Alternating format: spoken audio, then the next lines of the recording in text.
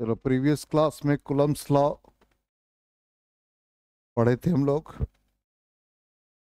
अब आज हम लोग कूलम्ब्स लॉ और उससे रिलेटेड इलस्ट्रेशंस भी देखा था, मतलब कुछ क्वेश्चन कैसे बनते हैं, यही ना। तो आज ये प्रैक्टिस क्वेश्चंस वगैरह है। तो कल हम लोगों ने जो इलस्ट्रेशन पढ़ा था ट्रायंगल वाला पार्ट था, और क्या था,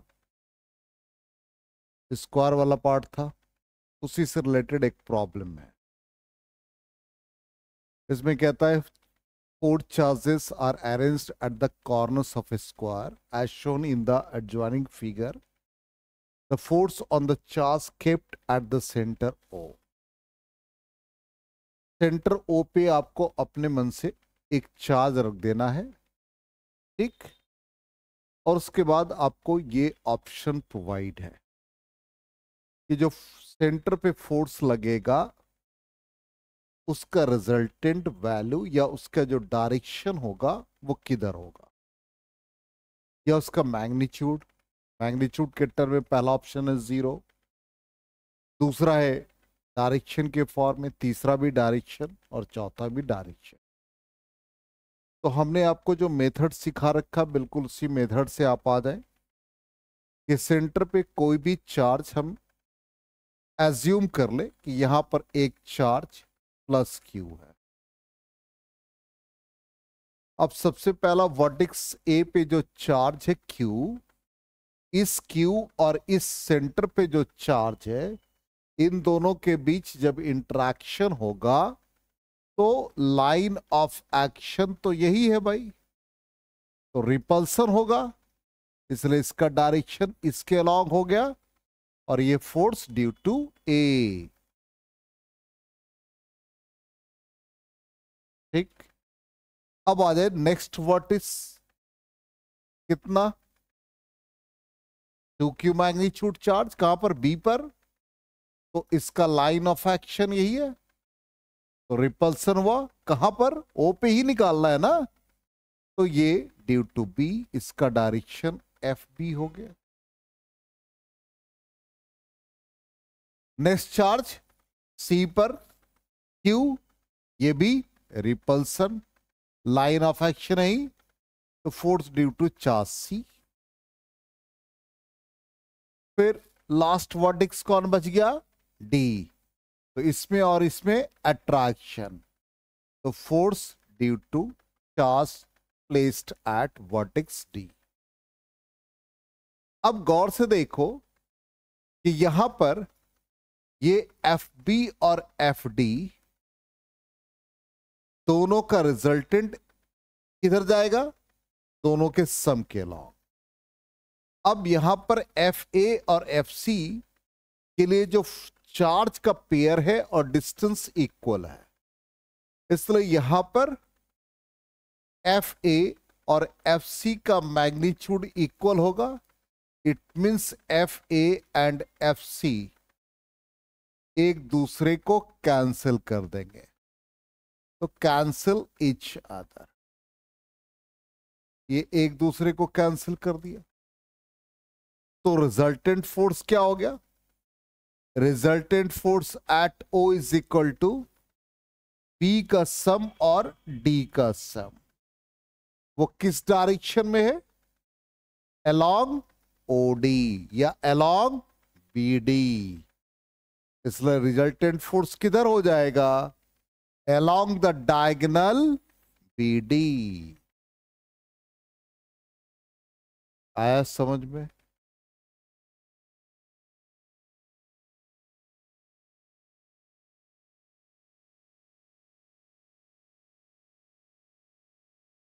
क्लियर। कौन सा, अट्रैक्शन वाले पार्ट में क्या कहा, यहां पर चार्ज Q है और D पर -2Q, इसका मतलब Q और -2Q में अट्रैक्शन हुआ, ठीक। तो चूंकि चार्ज यहां पर आपने प्लेस कर रखा है तो इसका लाइन ऑफ एक्शन इधर ही ना होगा। यदि आप इस पर निकालते तो इसका लाइन ऑफ एक्शन ये होता। आ गया समझ में, क्लियर। 100%। इरेज करें। चल नेक्स्ट, तो ऑप्शन हम लोग चेक कर ले, तो हमारा आंसर क्या आया? सी आया। तो आंसर हमारा सी होगा। ठीक, अब नेक्स्ट क्वेश्चन पे आते। नेक्स्ट क्वेश्चन कहता है 3 charges for Q, Q and Q are in a straight line in the position 0 है, L/2 है, L है। तो कहता है resultant force on Q will be 0। Question में दे दिया पहले ही कि भाई resultant force on Q will be 0 if Q का वैल्यू क्या होता। तो बिल्कुल जो यहां पर कंडीशन दे रखा है उसी के अकॉर्डिंग हम लोग आज एक स्ट्रेट लाइन ले लिया।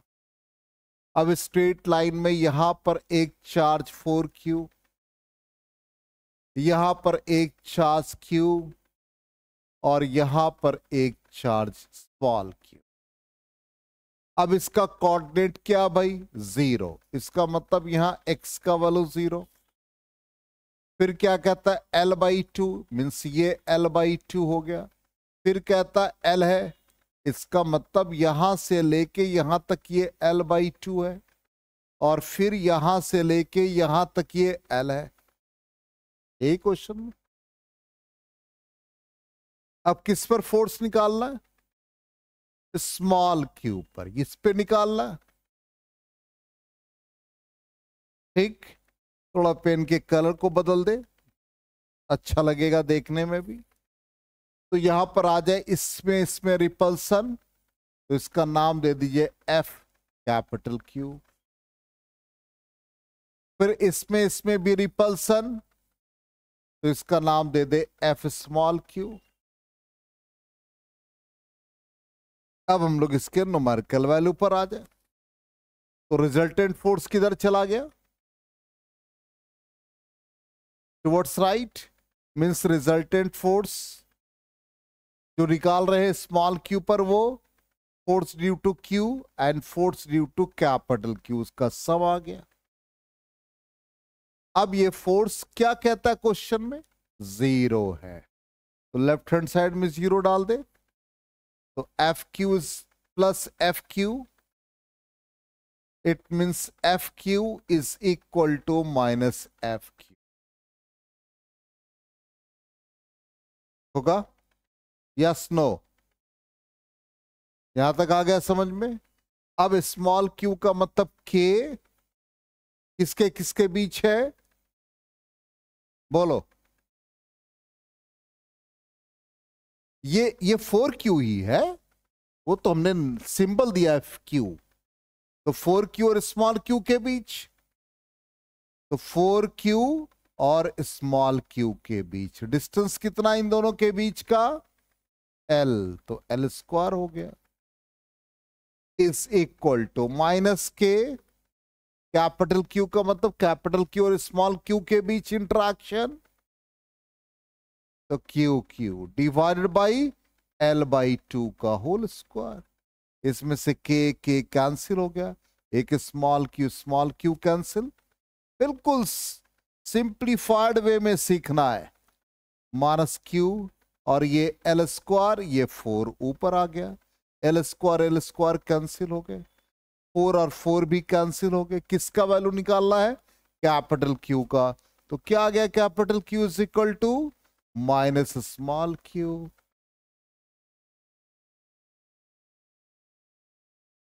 अब इसमें कौन सा ऑप्शन है? ए ऑप्शन आ जाएगा हमारा आंसर।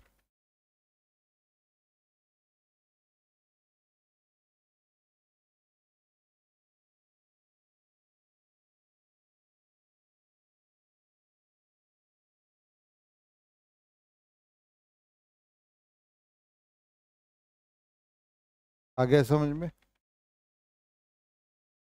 100% आगे बढ़े, इरेज करें इसको।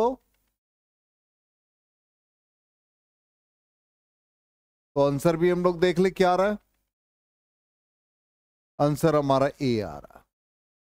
ठीक, नेक्स्ट क्वेश्चन कहता है electric charges of 1 microcoulomb, -1 microcoulomb and 2 microcoulomb are placed in air at the corners A, B, C respectively of an equilateral triangle ABC having length of each side 10 centimeter.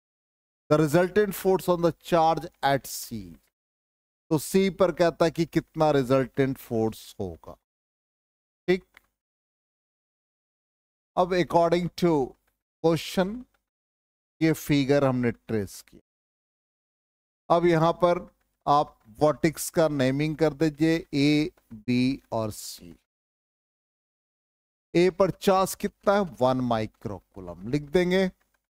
B पर charge कितना है? -1 microcoulomb. सी पर charge कितना है? 2 microcoulomb. और इसके side कितने भाई? 10 सेंटीमीटर. 10 सेंटीमीटर. 10 सेंटीमीटर. किस पर फोर्स निकालना है? The resultant force on the charge at C. इसको फिक्स कर दो भाई. अब फिक्स कर दिया. कलर चेंज कर दे रहे. अब आ जाओ ए और सी के बीच इंटरेक्शन. क्या सिखाया था? लाइन ऑफ एक्शन ए. तो एफ ड्यू टू ए हो गया.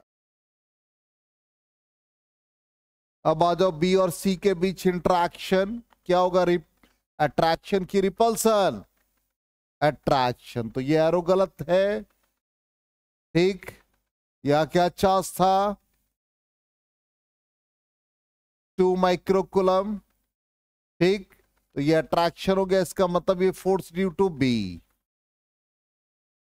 अब इक्विलैटरल ट्रायंगल है तो ये एंगल कितना आ गया? 60 डिग्री. और ये एंगल कितना हो गया? 120. इसका मतलब इन दोनों के बीच जो रिजल्टेंट होगा वो 120 के बीच में जाएगा. कहने का मतलब यहां पर एफ बी और एफ ए का जो रिजल्टेंट होगा अलोंग दिस डायरेक्शन. अब इस रिजल्टेंट का वैल्यू निकालिए. फॉर्मूला ऑलरेडी पढ़ रखा है. तो रिजल्टेंट फोर्स एट सी. तो F C square is equal to क्या हो गया? F A square plus F B square plus 2 F A F B cos 120. अब देखने से क्या लग रहा है? एफ ए और एफ बी क्या इक्वल है? लेंथ भी इक्वल और चार्ज का पेयर भी सेम है. 2 1 2 1 दोनों में आ रहा है. इसलिए दोनों न्यूमेरिकली इक्वल है. इसको एफ ए कर दो. ये भी एफ ए कर दो. तो ये 2 एफ ए स्क्वायर हो गया. कॉस 120 का वैल्यू -1/2. 2 2 कैंसिल हो गया. F A square cancel. Only F A square बचा. तो एफ सी इक्वल टू क्या आ गया? एफ ए. अब एफ ए का वैल्यू डालो के. अब ए पर चार्ज ए का मतलब क्या हुआ? 1 माइक्रोकूलम और 2 माइक्रोकूलम के बीच इंट्रैक्शन. तो ये वैल्यू हमारा के की जगह 9 × 10⁹. 1 माइक्रोकूलम 10⁻⁻6. 2 माइक्रोकूलम 2 × 10⁻⁻6. डिस्टेंस कितना? 0.10 हो जाएगा सेंटीमीटर में. तो 0.1 का होल स्क्वायर. 10 सेंटीमीटर को लिख दिया 0.10. ठीक. कैलकुलेट करके बताओ क्या आएगा आंसर?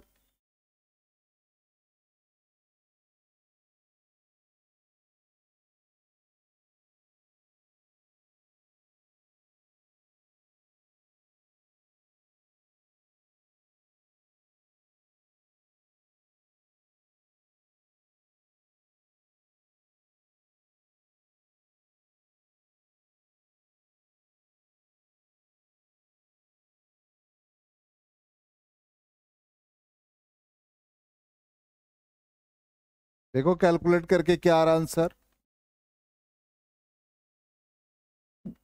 चेक करो. कुछ मिस कर रहे हो आप?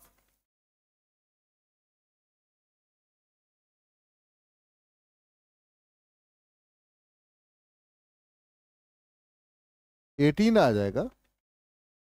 अच्छा 18 आ रहा है.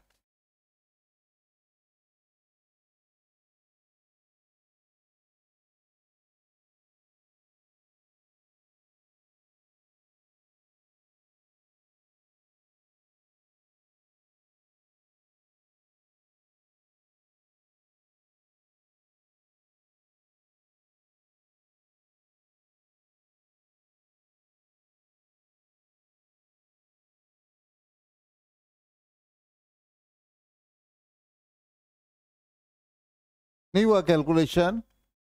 हाँ 18 इंटू इतना आ रहा है, 1.8 आएगा। अरे ये देखो 9 इंटू 2 18 हो गया।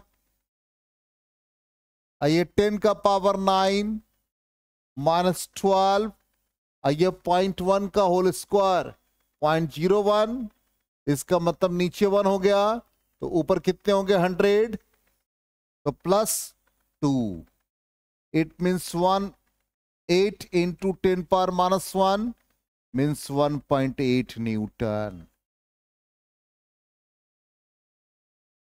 इसलिए आंसर हमारा सी हो जाएगा।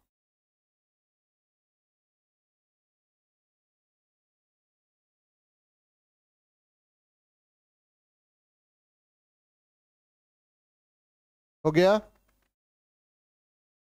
आ रहा समझ में? इरेज करें तो आंसर हमारा सी होना चाहिए, गलत है वो, सी होना चाहिए। चलो नेक्स्ट क्वेश्चन आ जाओ। अब क्या है, अब क्वेश्चन कैसे सॉल्व करेंगे? तो कहता है यदि मान लो ऐसा हमें कंडीशन दे रखा हो कि जो फोर्स ऑफ इंट्रैक्शन दो चार्ज के बीच में है वो कहता है वेट के बराबर हो, वेट ऑफ द ईदर। जैसे मान लो एक एग्जाम कि यहां पर दो पॉइंट चार्ज है, एक चार्ज एक चार्ज। अब इन दोनों के बीच इंट्रैक्शन हो रहा, मान लो ये Q1 है Q2 है, दोनों एक दूसरे को रिपेल कर रहे हैं, तो रिपल्सन का ये डायरेक्शन हो गया। तो कहता किसी एक के वेट के इक्वल होगा, तो यदि हम इसको लें तो इसके वेट के इक्वल होगा। इसका मतलब ये जो एरो फोर्स है जो इलेक्ट्रिक फोर्स को रिप्रेजेंट कर रहा है, वो इलेक्ट्रिक फोर्स किसको बैलेंस कर रहा है? वेट को, mg को। इसलिए यहां पर जब इलेक्ट्रिक फोर्स हम लिखेंगे तो 9 इंटू 10 टू द पावर 9, और यहां पर product of magnitude of charge और इन दोनों के बीच का डिस्टेंस ये हमारा r हो गया। तो R square is equal to क्या हो जाएगा? mg। यही फॉर्मूला हम लोग यूज करेंगे, वही हमने यहां पर लिखा है कि mg is equal to 9 into 10 power 9 Q1 Q2 by R square. आगे समझ में? इस तरह से हम लोग यूज करेंगे। अब इसको हम जब यूज कर रहे, फिगर ड्रॉ कर लो, ये आपके काम की चीज है।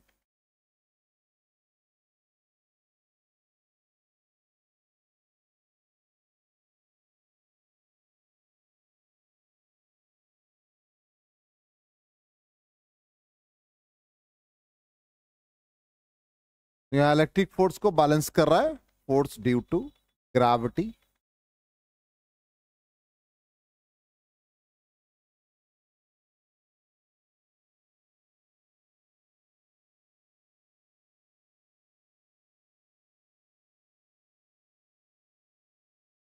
ठीक है, इरेज करें। अब यहां पर देखो इसी से रिलेटेड क्वेश्चन क्या कहता है। कहता the force between two electrons when placed in air is equal to 0.5 times the weight of an electron, find the distance between two electrons. दो इलेक्ट्रॉन के बीच का डिस्टेंस हमको फाइंड करना है। ठीक, तो यहां पर कंडीशन क्या दे रखा? Force between two electrons, F क्या दे रखा है? कितना? 0.5 times the weight of electron, means mg is equal to 9 into 10 to the power 9। किसके किसके बीच इंटरेक्शन है? दो इलेक्ट्रॉन के बीच। तो यहां पर चार्ज ऑफ इलेक्ट्रॉन तो 1.6 इंटू 10 पावर माइनस 19, और दूसरा इलेक्ट्रॉन पे charge 1.6 into 10 power minus 19 divided by R square. अब यहां mass of electron 9.1 into 10 to the power minus 31, और g का वैल्यू 9.8, या राउंड ऑफ कर देंगे आप 8 10 यूज कर लेंगे, और ये आपका 9 into 10 to the power 9, 1.6 into 1.6 कर दीजिए, और ये माइनस 38 बाई आर। ठीक, अब इसको सॉल्व करने में अधिकतर लोग परेशान हो जाते हैं। ठीक, हमने कहा कि इसको भी राउंड ऑफ कर दे, ये भी राउंड ऑफ कर देंगे। ठीक, तो अब देखिए हम कैसे लिख रहे हैं। आर स्क्वायर, सबको हम लोग स्क्वायर के टर्म में ला रहे हैं। यदि राउंड ऑफ करोगे तो ये 9 कैंसिल हो गया। अब यहां पर बन गया 1.6 का होल स्क्वायर बना दो। परफेक्ट स्क्वायर बनाने की कोशिश करो, अपने आप सॉल्व होगा। उसके बाद यहां पर 10 टू द पावर -38 है, और ये 10 पावर -31 नीचे आ गया। ये हमारा 10 है, ये भी डिवाइड होके नीचे आ गया। यही ना आया, चेक करो, यही क्वांटिटी बच रहा है, चेक करो।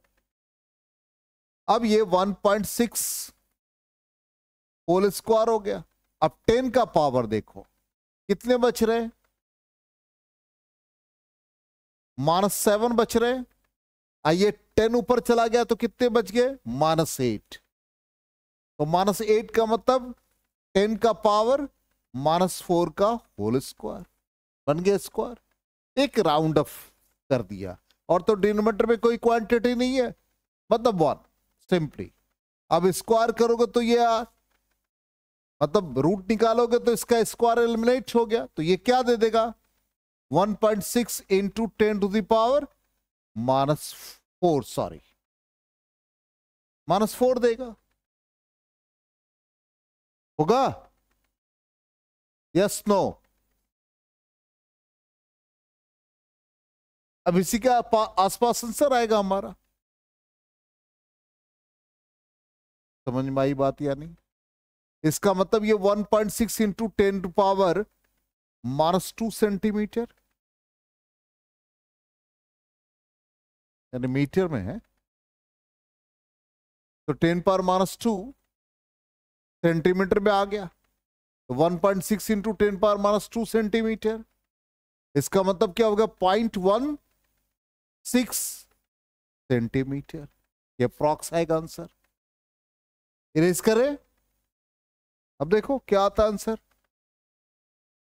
यही है, मीटर में इधर रखा है, कोई बात नहीं, वो राउंड ऑफ किया तो 7.9 मतलब 7.1, तो हम लोग का कितना आ रहा है वो चेक कर लोगे, हो सकता है इसमें एरर हो। ठीक है ना? अच्छा 0.5 नहीं था, सॉरी, हाँ, एक मिनट। अच्छा वो तो हमारा इरेज हो गया जो हम लोगों ने लिखा था, हम सिंपली ये यूज किए थे। और 0.5 तो हमारा कोई बात नहीं, हमारा वैल्यू आ गया, आर का वैल्यू कितना आया था, -4। और ये 0.5 क्या होगा, ये इधर आए तो 0.5 डिवाइड हो जाएगा, और ये रूट में आएगा, तो इसका वैल्यू इसी के आसपास आ जाए। अब आगे बात समझ में, वहां पर कर दो मल्टीप्लाई, जो mg है, mg में लेफ्ट साइड में 0.5।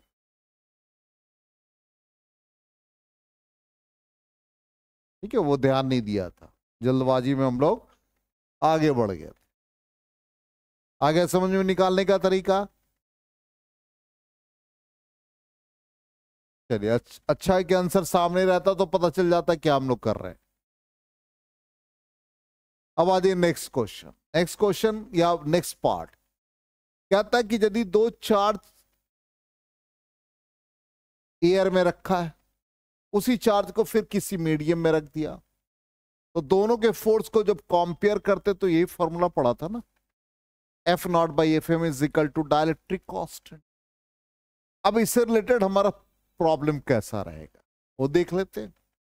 तो प्रॉब्लम देखिए ऐसा है, क्या the 2 point charges placed at a certain distance r in air exert a force F on each other, then the distance r dash नाम दे दी। अब नया distance at which these charges will exert the same force in medium of dielectric constant K, और उस K का value क्या होगा। ये बहुत अच्छा क्वेश्चन है, तो पहले हम फोर्स एफ निकाल लेते हैं। ये कहता K Q1 Q2/R। ठीक, इसका वैल्यू क्या पढ़ा हम लोगों ने? 1/4πε0 Q1 Q2/R²। अब कहता सेम फोर्स एक्ट कर रहा, लेकिन अब क्या आ रहा है? मीडियम। तो मीडियम में क्या लिखते हो भाई? एप्सिलॉन लिखते हो।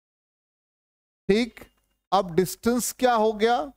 R dash according to question. Epsilon को हम लोग क्या लिखते हैं? डायलेक्ट्रिक कांस्टेंट के टर्म में। Epsilon naught, epsilon by epsilon naught is equal to dielectric constant. इसका मतलब epsilon is equal to K epsilon naught. तो इस एप्सिलॉन की जगह पर वैल्यू डाल देंगे के epsilon naught Q1 Q2 divided by R dash square. अब दोनों फोर्स इक्वल है, तो दोनों को इक्वेट कर दें। 1/4πε0 Q1 Q2 by R² is equal to 1/4π K epsilon naught Q1 Q2 divided by R dash का स्क्वायर। तो ये Q1 Q2 कैंसिल हो गए, 4πε0 कैंसिल हो गया, तो क्या बचा? R² is equal to K R dash square. क्या फाइंड करना है? R डैश निकालना है, डिस्टेंस। तो R dash square is equal to R² by K, then R dash is equal to R by root K।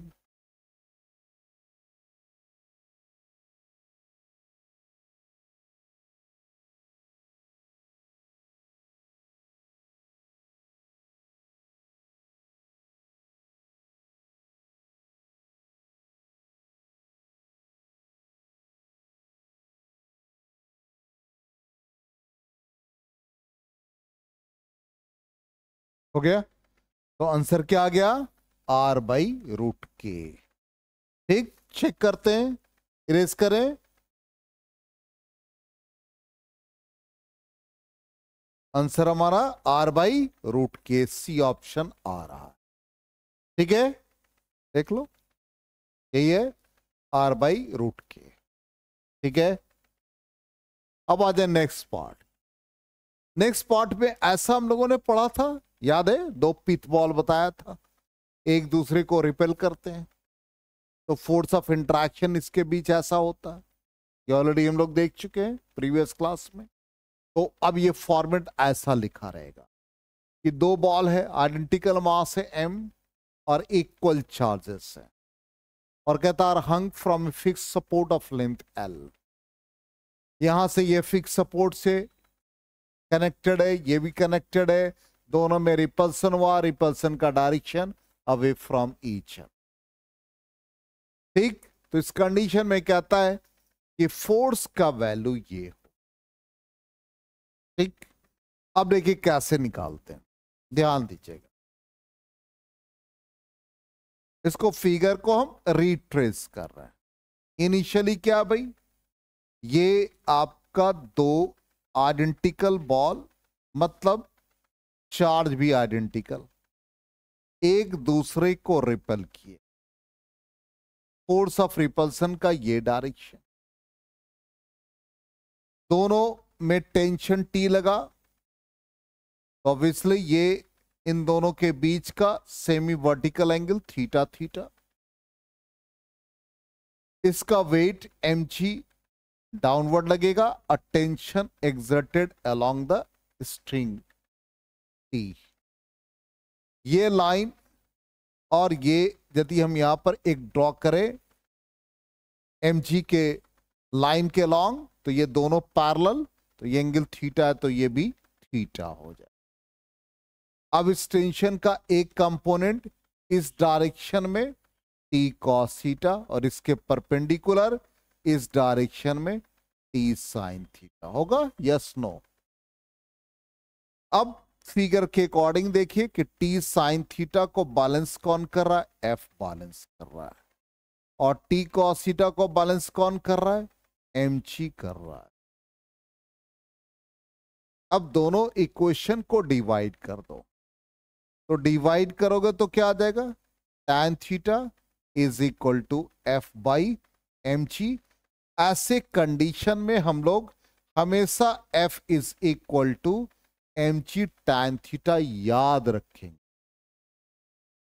तो देख लीजिए क्या आ गया, f is equal to M G tan। बार बार फिगर ट्रेस करने की जरूरत हमको नहीं पड़नी चाहिए। ऐसा जब भी क्वेश्चन रहेगा हम सीधे F is equal to M G tan theta use कर लेंगे।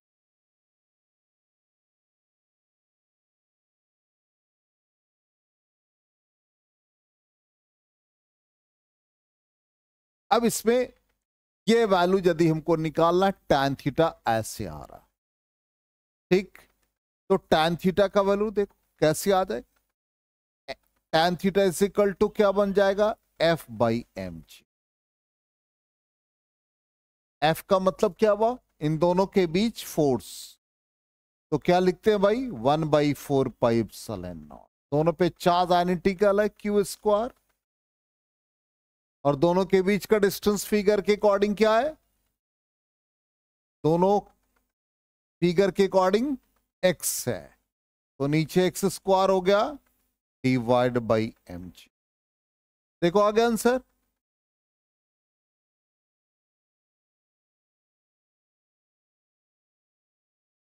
है ये पार्ट? नहीं आगे समझ में? अब ऐसा भी हो सकता है कि आंसर साइन के फॉर्म में हो, आंसर साइन के फॉर्म में हो। अब यहां मतलब हो सकता है कि थीटा ना हो, क्यू के फॉर्म में हो। तो tan थीटा का वैल्यू हम कैसे निकाले? तो tan थीटा, ये ट्रायंगल को कंप्लीट करो, तो हमको तो सिर्फ L दे रखा है, ये डिस्टेंस कितना है? x/2।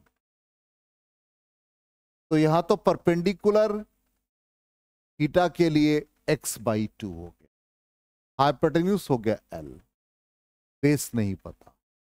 तो मेथड क्या कहता है कि जब भी एंगल स्मॉलर हो, एंगल काफी छोटा होता है इसमें, तो tan थीटा को हम लोग किसके बराबर लिखते हैं? थीटा के इक्वल। और साइन थीटा को भी किसके इक्वल लिखते हैं? थीटा के इक्वल। इसका मतलब क्या हुआ कि tan थीटा किसके बराबर हो जाएगा? साइन थीटा के बराबर। और हम tan थीटा की जगह पर साइन थीटा का वैल्यू सब्स्टिट्यूट कर, तो साइन थीटा क्या बना यहां पर? परपेंडिकुलर x/2 और हाइपोटेन्यूज L हो गया। इसलिए हम tan थीटा का वैल्यू x/2/L पुट कर देंगे।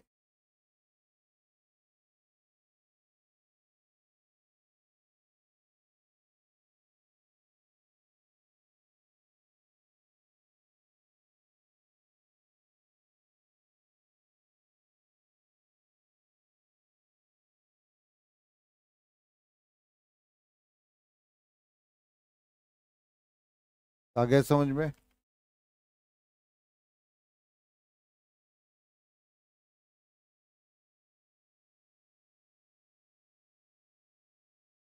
इरेज करें।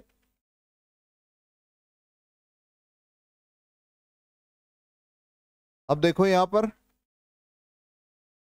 इसी से रिलेटेड क्या आता है कि मान लो ये क्वेश्चन था, और ये क्वेश्चन एयर में दो चार्ज के बीच का इंटरेक्शन था, और F is equal to M G tan थी। अब इसी क्वेश्चन को देखो ऐसे दे दिया, मतलब जो फॉर्मेट पढ़ा उसी को यूज करके क्वेश्चन फॉर्म कर दिया। If the entire apparatus placed in a liquid of density sigma and dielectric constant K, then dielectric constant का वैल्यू निकालो। ठीक, कहने का मतलब है कि ये दोनों चार्ज अभी एयर में था, तो इनके बीच का फोर्स F था, और ये जो बॉब या पिथ बॉल पेंडुलम था उसका डेंसिटी रो। और अब उसको एक लिक्विड में इमर्ज कर दिया और लिक्विड का डेंसिटी सिग्मा, तो उस लिक्विड का dielectric constant in terms of density of the pendulum and density of the liquid आपको पिक करना है और ये आंसर आना चाहिए। क्वेश्चन समझ में आ गया या नहीं आया सबको? अब जब ये एयर में है तो कितना फोर्स लग रहा है? अभी जस्ट बताया ना आपको कि और सिंपल mg टाइम। जब ये वाटर में इमर्ज होगा तो मीडियम में चला गया, m में कोई चीज नहीं, मास रिमेन्स अनचेंज्ड। क्या चेंज करता है? Acceleration due to gravity. Angle में भी नो चेंज। अब दोनों को डिवाइड कर दे, F naught by F M क्या आ जाएगा? mg by mg dash. इसका मतलब हमको mg डैश जब भी हम किसी लिक्विड में किसी बॉडी को इमर्ज करते हैं तो आर्किमिडीज प्रिंसिपल के अकॉर्डिंग जो अपरेंट वेट या लॉस इन वेट होता है true weight minus up thrust. याद है फ्लूइड मैकेनिक्स में पढ़ाया था, और वो हम लोगों ने क्या निकाला था? mg dash is equal to mg 1 minus sigma by rho. याद है या नहीं? भूल जाओ, मेरा नाम भी भूल जाना। नहीं याद? कैसे निकाला था? अपरेंट वेट को लिखते हैं mg dash is equal to true weight minus upthrust exerted by the liquid. याद है? तो इसको हम लोग मास को वॉल्यूम इनटू डेंसिटी लिख देते हैं, और अब thrust exerted by the liquid v sigma g, क्योंकि लिक्विड अब थ्रस्ट एक्सर्ट कर रहा है इसलिए लिक्विड का डेंसिटी सिग्मा। अब इसमें से v rho g common, 1 minus sigma by rho, और v रो क्या बन गया? m बन गया। यही तो लिखा है ऊपर। आ गया समझ में? Yes no? अब यहां mg डैश की जगह पर क्या पुट करेंगे? mg 1 minus sigma by rho. mg cut गया। F naught by F M का वैल्यू क्या होता है? Dielectric constant k is equal to 1 upon sigma by rho. Simplify करो तो क्या बचा? Rho upon rho minus sigma. देखो आंसर है।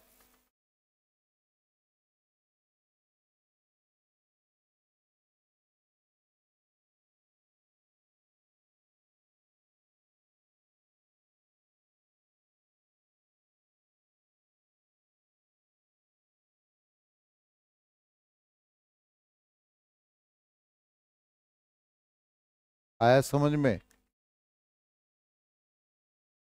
क्लियर? 100%? तो आज यहां तक कीजिए। ठीक, थोड़ा और क्वेश्चन ऐड करेंगे।